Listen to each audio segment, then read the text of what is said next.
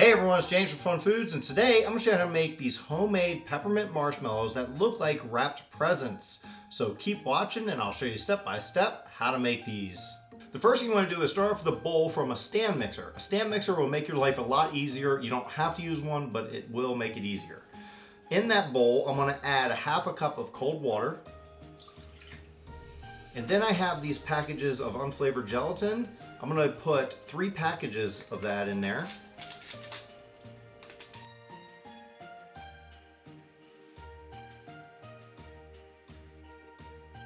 So each one of these packages are 1/4 of an ounce.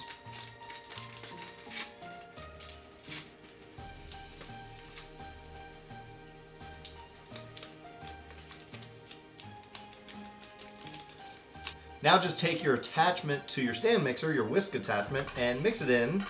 Make sure it's covered good. We're just gonna let this sit for about 5 minutes or so, and we'll come back to it. Next, in a medium saucepan, I'm gonna add 1½ cups of sugar, a dash of salt, half a cup of water, and 1 whole cup of light corn syrup. Now I just happen to know I have 1 cup worth left in here because it does have a little indicator on the side telling me so.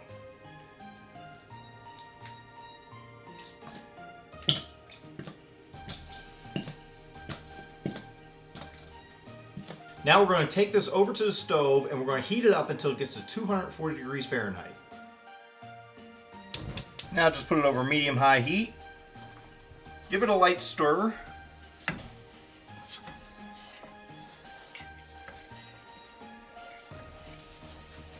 Now just insert your candy thermometer. Make sure it's not touching the bottom.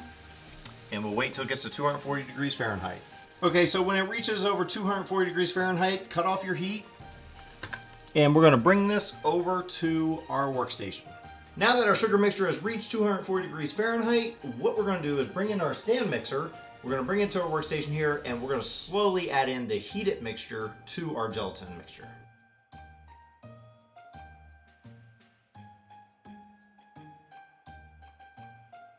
Somewhere around this point, we want to add in a teaspoon of peppermint extract and continue mixing.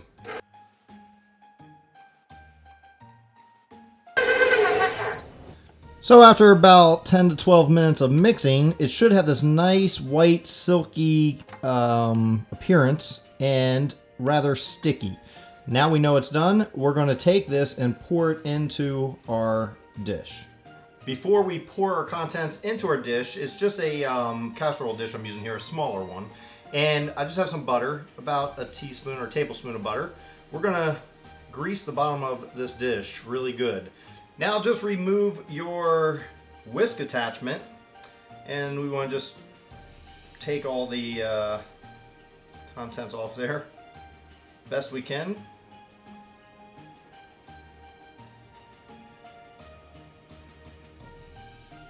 Whatever you don't get, don't worry, we can lick later.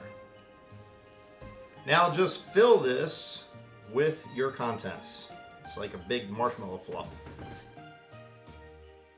Spread it evenly as you can. At this point, you can just pat it down, or I have seen people take some saran wrap, put some grease on it, and press it down if they really want it to be perfectly level. This is good enough. Let this sit for about 4 or 5 hours to harden up completely. So I let my marshmallow harden up overnight, giving it plenty of time, 3 or 4 hours minimum.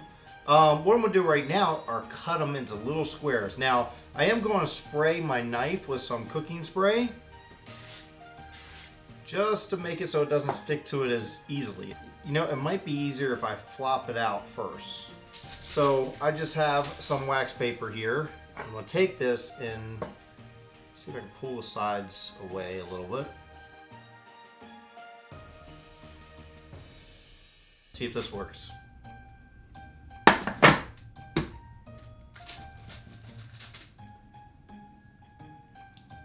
Nope.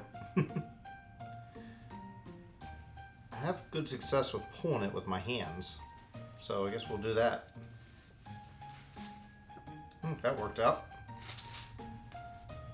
Now once it's out of its container, it then will be much easier to cut. You almost have to rip your knife away from it after you cut it. I do suggest cleaning your knife in between each cut. So I've cleaned my knife and now I'm gonna spray it again.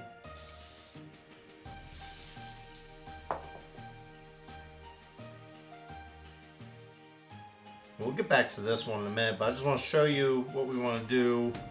We're just going to come in little squares.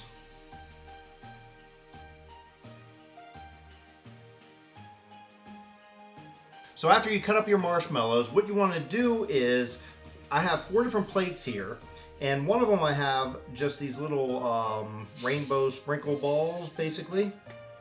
Another one, I have red sprinkles. We'll put yellow over here.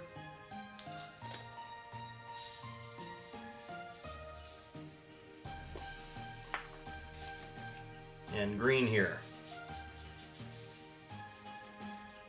Now all you have to do is take your squares, and we'll start with the green.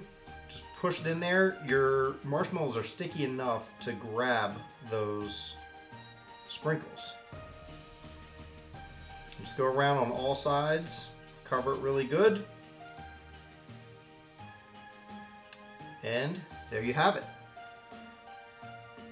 That's it. Just do the rest of them.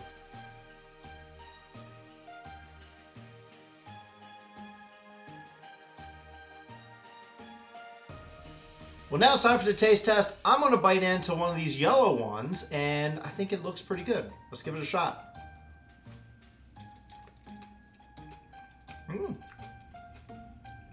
It's nice. It almost reminds me of a marshmallow peep, of course, because it has marshmallow sugar on it, but it has that peppermint taste to it. Well, thanks everyone for watching. I hope you enjoyed watching me make these homemade peppermint marshmallows. It's a lot of fun making these. They look like little presents wrapped up. You can take it the next step further and put little bows on there, maybe with some melted chocolate. That would work as well. But I kind of kept it simple, and I think simple is best for some recipes.